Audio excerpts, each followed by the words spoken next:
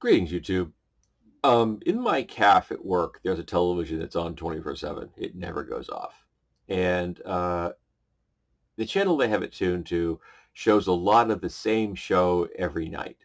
So they'll just show multiple episodes of the same show. And then different, depending on the night, it will depend on which show they're showing.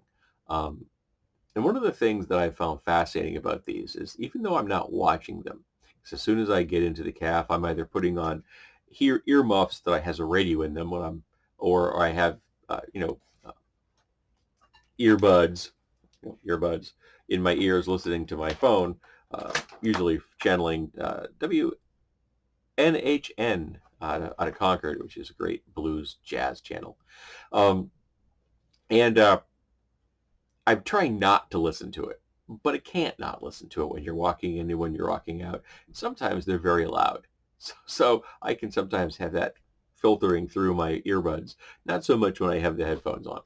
Um, and it's the overly dramatic aspects of these reality shows that just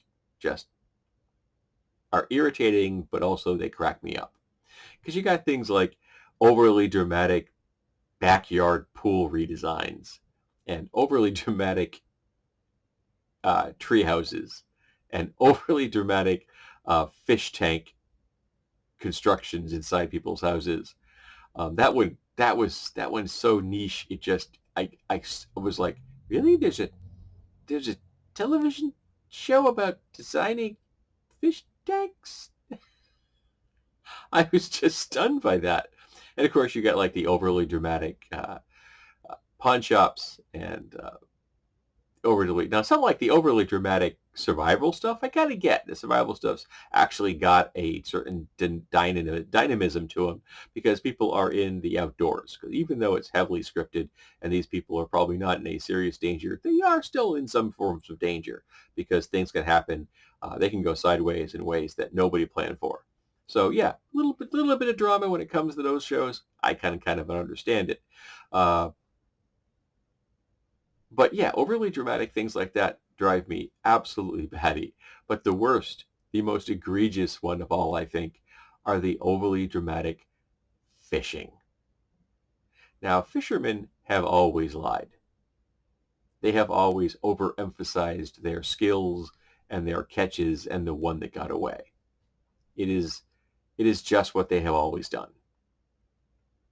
And we've used to that. It has become such a cliche that it has penetrated everyone's world. I don't think there's anybody in the world that doesn't know that fishermen lie about fishing. Um, but they've got this guy who, of course, has a foreign accent because Americans love foreign accents, so I don't remember where he's from. And he goes around the world and he goes after big fish, but he makes the big fish sound like monsters. Like life-threatening monsters that are out to consume and kill humans.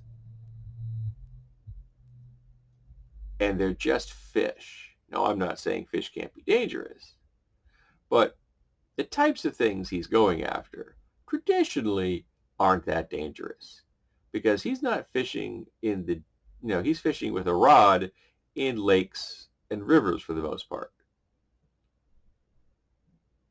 And he just cranks up the drama to the point of absurdity. So let's talk about overly dramatic television, the things that you find so incredibly absurd, and yet for some reason they keep getting green lighted and they keep getting funding and they keep getting broadcast. So let's talk about uh, overly dramatic TV because while I don't want to see it, I get exposed to it every day at work and I can't avoid it.